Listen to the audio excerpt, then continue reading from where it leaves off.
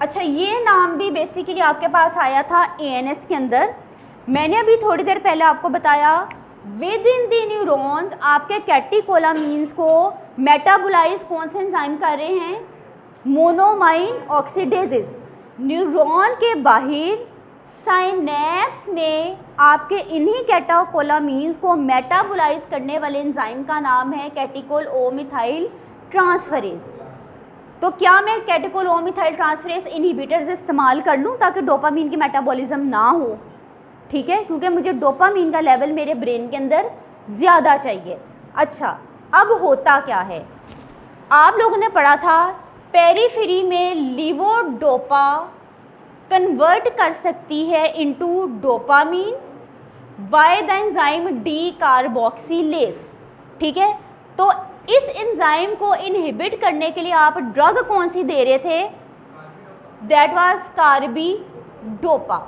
लेकिन साथ ही साथ पेरीफेरी में आपके इस ड्रग को एक और एंजाइम मिल रहा है जिसका नाम है कैटेकोल ओ मिथाइल ट्रांसफरेज, जो कि लीवोडोपा को कन्वर्ट कर देता है into 3O methyl dopa, 3O methyl dopa.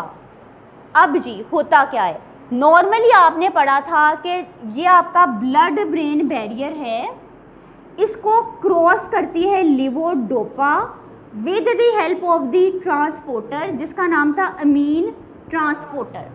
अगर तो आपकी पेरीफेरी में 3O मिथाइल डोपा बन जाती है, ठीक है, तो ये 3O मिथाइल डोपा कंपीट करेगी लीवोडोपा के साथ और अमीन ट्रांसपोर्टर को कहेगी लीवोडोपा को मत उठाओ बल्कि मुझे उठा के ब्लड ब्रेन बैरियर क्रॉस करवाओ, ठीक है। तो कंपटीशन आ गया।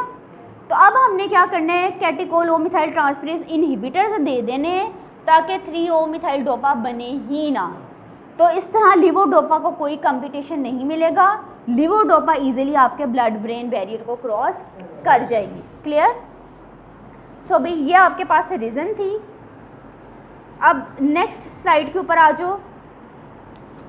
कौन सी ड्रग की एग्जांपल्स हैं जो कैटेकोल ओ मिथाइल ट्रांसफरेज इनहिबिटर्स हैं? एंटाकेपोन एंड टोलकेपोन। सेम इसका यही मैकेनिज्म आ जाएगा। हम लोगों ने सेलेजिलिन के बारे में पढ़ा, रेसेजिलिन के बारे में पढ़ा कि इरिवर्सिबली ब्लॉक करती हैं मोनोमाइन ऑक्सीडेजेस को, ठीक है, लेकिन एंटाकेपोन एंड टोलकेपोन रिवर्सिबली इनहिबिट करती हैं कैटेकोल ओ मिथाइल ट्रांसफरेज को। दोनों में ये डिफरेंस आ जाएगा, लेकिन दोनों कैटेगरी की ड्रग्स सेलेक्टिव ड्रग्स ही हैं, ठीक है। अच्छा, इसकी वजह से जी क्या हुआ, कैटेकोल ओ मिथाइल डोपा का लेवल कम हुआ, लीवोडोपा को कोई नहीं मिला कंपटीशन और वो क्रॉस कर गई आपके ब्लड ब्रेन बैरियर को, और यानी कि लीवोडोपा की सेंट्रल अपटेक बढ़ गई, उसकी ज़्यादा कंसंट्रेशन आपके ब्रेन तक पहुंच गई। ऐसे ही है, ठीक है जी। अब यहाँ पे लिखा हुआ है बट अब हम इसका कंपैरिजन करने जा रहे हैं लीवोडोपा के साथ। These drugs reduce the symptoms of the wear of phenomena seen in patients on levodopa carbidopa। आप इस ड्रग को लीवोडोपा के कम्बिनेशन के साथ दे सकते हैं, ठीक है। क्यों? क्योंकि देखो लीवोडोपा पेरीफेरी में तो मेटाबोलाइज हो रही है, अगर आपने डी कार्बोक्सिलेज को कार्बिडोपा देके इनहिबिट कर दिया, ठीक है, तो साथ ही साथ हमें कैटेकोल ओ मिथाइल ट्रांसफरेज इनहिबिटर भी दे दें तो बेहतर है, ठीक है, ताकि आपकी लीवोडोपा मेटाबोलाइज ना हो और ज़्यादा से ज़्यादा आपके ब्रेन में पहुँचे। तो इस किस्म की स्ट्रैटेजीज़ यूज़ करने से क्या होगा कि आपके ड्रग का वेयर ऑफ जो इफेक्ट है लीवोडोपा का वो रिड्यूस हो जाएगा, वेयर ऑफ सिम्टम्स रिड्यूस हो जाएंगे। क्लियर? फार्माकोकाइनेटिक्स की तरफ आ जाओ। ये ड्रग है जो आप अपने पेशेंट को ओरली देंगे, ठीक है, फूड के साथ दे सकते हैं। वो लीवोडोपा वाला कोई चक्कर नहीं है कि प्रोटीन रिच डाइट के साथ आपने नहीं देना, आप इसको भाई जैसे मर्जी दें, कोई इशू नहीं है, कोई ट्रांसपोर्टर के साथ ये कम्पीट नहीं करेगी, ओके। साथ ही साथ एक और बात याद रखना, यह आपकी ड्रग एल्ब्यूमिन के साथ बाइंड कर जाती है तो टिश्यूज़ तक कम पहुँचेगी, ठीक है, तो इसकी वजह से इसका लिमिटेड वॉल्यूम ऑफ डिस्ट्रीब्यूशन आ गया। अगर अब मैं बात करूँ टोलकेपोन की, इसका ड्यूरेशन ऑफ एक्शन लॉन्गर है, कैसे लॉन्गर है, ये ड्रग की एफिनिटी टूवर्ड्स दी कैटेकोलोमिथाइल ट्रांसफरेज ज़्यादा है, ज़्यादा देर के लिए इस एंजाइम को ये इनहिबिट करती है। तो एज़ कम्पेयर टू एंटाकेपोन, टोलकेपोन की डोज आपको अपने पेशेंट को कम देनी पड़ती है। ये वो ड्रग्स हैं, दोनों की दोनों ड्रग्स जो पेशेंट के फीसिस और यूरिन में एक्सक्रीट कर जाती हैं, ठीक है। अब जी टोलकेपोन और एंटाकेपोन, एक डिफरेंस आपके पास आ गया। लॉन्गर ड्यूरेशन ऑफ एक्शन किसका है, टोलकेपोन का, that is 2.9 hours as compared to the entacapone, उसका हाफ लाइफ है 0.8 आवर्स। ये डिफरेंस आपने याद रखना है, ठीक है। अब जी क्या होगा, टोलकेपोन मेरे पास ऐसी ड्रग है जो आपको एक्यूट लिवर फेलियर की तरफ ले जाती है, सिरोसिस की तरफ ले जाती है, फाइब्रोसिस की तरफ ले जाती है। टोलकेपोन मेरे पास वो ड्रग है जिसको मेटाबोलाइज करते हैं आपका enzyme cytochrome P450, cytochrome 2C9, cytochrome 2C9। मेरे पास एंटाकेपोन ऐसी ड्रग है जिसकी ग्लूकुरोनाइडेशन होगी, ठीक है। एंटाकेपोन की क्या होगी, ग्लूकुरोनाइडेशन। दोनों की काइनेटिक्स में डिफरेंस आ गया, लेकिन एक बात याद रखना, टोलकेपोन जो है वो आपके पास इज़ अ डेंजरस ड्रग।